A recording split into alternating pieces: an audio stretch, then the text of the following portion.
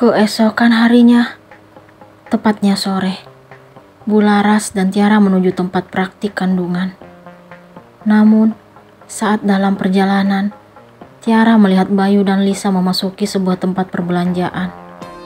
Ia kembali menumpahkan bening kristal dari matanya. Bularas melajukan kendaraan roda 4 miliknya dengan cepat, agar Tiara tidak melihat pemandangan menyakitkan tersebut.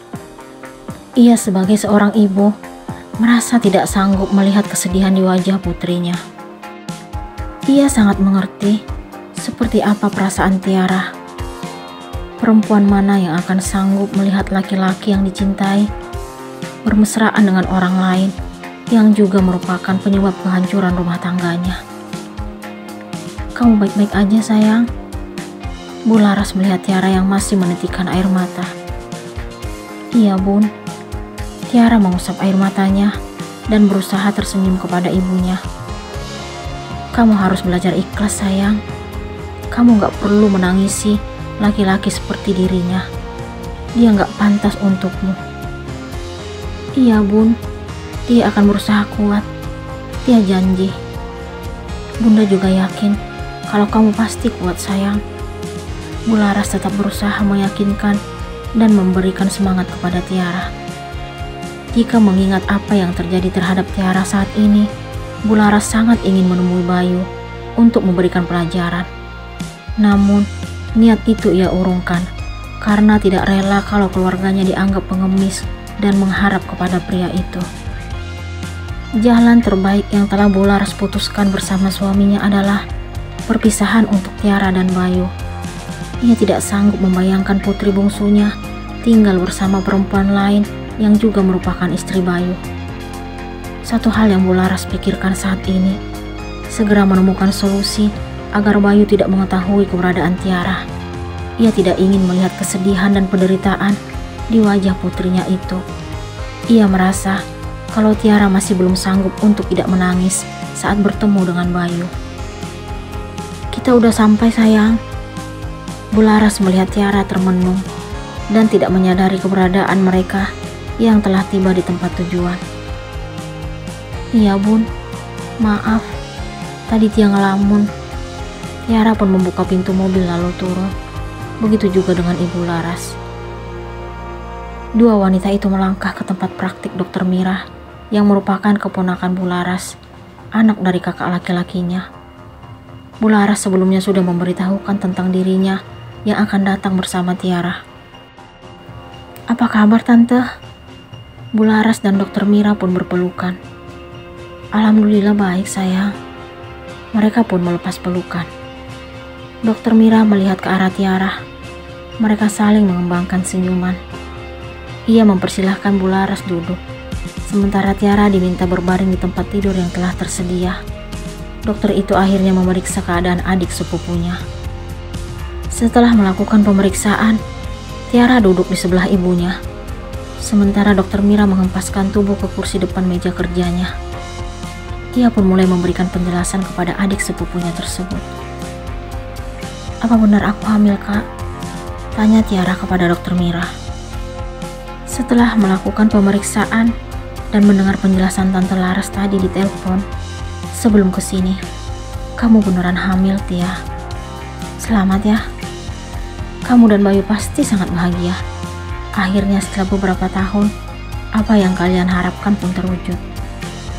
Dokter Mira tidak tahu kalau Tiara saat ini telah berpisah dengan Bayu. Bularas akhirnya membuka suara, lalu memberikan penjelasan kepada Dokter Mira. Keponakannya itu sangat terkejut mendengar penjelasan Bularas.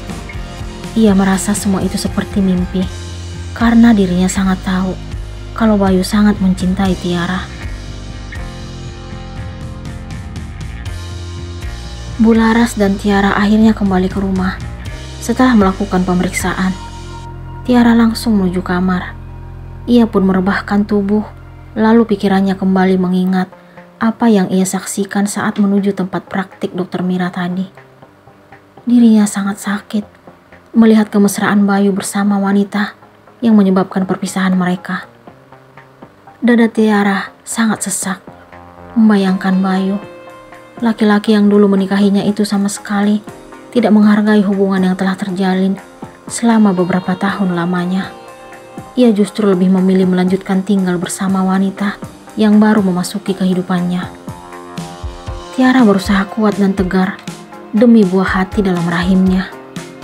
Ia kembali mengingat penjelasan Dokter Mira. Usia kandungannya saat ini memasuki 8 minggu. Setelah menggali ingatan saat di tempat Dokter Mira, ia terlambat kedatangan tamu rutinitas selama 2 bulan lebih.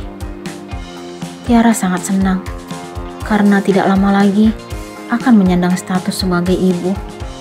Ia sangat yakin akan menutupi kehamilannya dari Bayu. Ia tidak pernah menerima perbuatan Bayu yang telah mengucapkan kata cerai kepada dirinya. Tiara tidak pernah tahu kalau perpisahan mereka berawal dari sebuah kesalahan yang tidak sepenuhnya berasal dari Bayu. Namun, semua itu terjadi karena adanya campur tangan Bu Sandra, ibu mertuanya. Beberapa bulan yang lalu, Bu Sandra meminta Lisa yang merupakan anak sahabatnya untuk menggoda Bayu. Wanita parubaya itu ingin agar anak tunggalnya segera mendapatkan keturunan. Ia sudah tidak sabar untuk menimang cucu. Ia merasa kalau Tiara tidak dapat mewujudkan impian dan harapannya. Tante ingin agar kamu bersedia membantu rencana tante.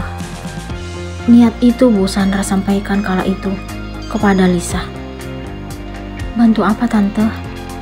Tanya Lisa penasaran. Saat itu, 2 wanita tersebut bertemu di salah satu kafe ternama di kota tempat tinggal mereka. Bu Sandra memilih Lisa karena mengetahui seperti apa kehidupan keluarga wanita itu yang sering serba kekurangan. Bu Sandra ingin agar Lisa melahirkan cucunya. Ia akan memberikan sejumlah uang untuk memenuhi kebutuhan wanita tersebut. Sebab sebelumnya, ia sudah sering memberikan bantuan kepada keluarganya. Kamu harus bisa menarik perhatian Bayu dan membuatnya jatuh cinta padamu. Tante ingin memiliki keturunan darinya. Bu Sandra pun memberikan penjelasan kepada Lisa. Maksud tante, Lisa menggoda Mas Bayu. Lisa saat itu belum mengerti dengan maksud Bu Sandra. Iya, tante ingin agar dia berpisah dengan istrinya yang tidak mampu mewujudkan harapan tante. Dia tidak dapat melahirkan anak untuk Bayu. Jadi, tante ingin agar Lisa yang melahirkan anak untuk Mas Bayu. Lisa sedikit terkejut karena ia sudah memiliki kekasih. Kenapa tidak? Kamu gak lupa kan?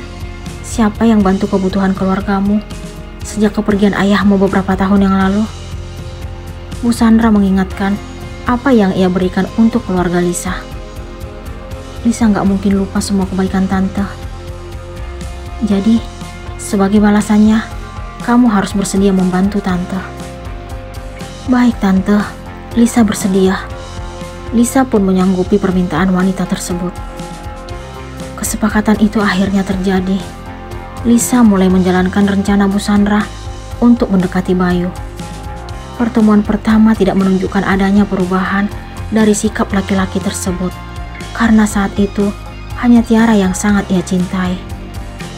Pertemuan kedua dan ketiga juga belum berhasil mengubah hati dan sikap Bayu. Namun, untuk pertemuan keempat, Bayu pun luluh.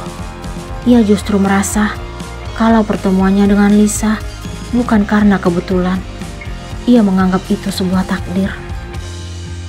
Bayu makin terpana dengan pesona Lisa, hingga akhirnya ia lupa telah memiliki istri yang sangat mencintainya.